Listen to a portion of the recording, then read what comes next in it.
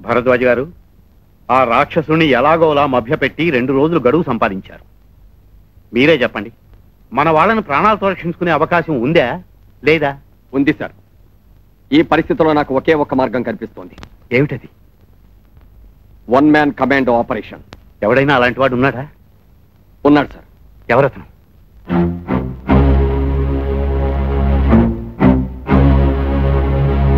చెప్పండి ప్లీజ్.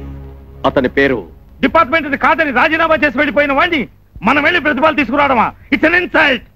అవమానాలకి వ్యక్తిగత ద్వేషాలకి ఇది సమయం కాదు సార్. అలాంటి సాహసవంతులు మన డిపార్ట్మెంట్ లో చాలా మంది ఉన్నారు. Very good. అలాంటి వ్యక్తులు మన డిపార్ట్మెంట్ లో ఎవరైనా ఉంటే అందరికంటే ముందు నేనే సంతోషిస్తాను. కేవలం సాహసం మాత్రమే ఉంటే సరిపోదు, పరిశోధించే తెలివితేటలు కూడా కావాలి. ఇక మనకున్న వ్యవధి కేవలం 46 గంటలు మాత్రమే. ఈలోగా వాళ్ళ స్థావరం ఎక్కడుందో తెలుసుకోగలగాలి.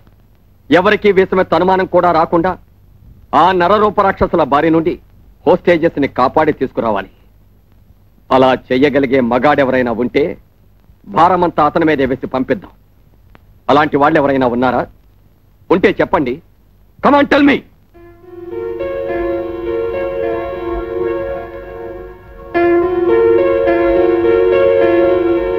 But sir, how can you be sure that he only can do it?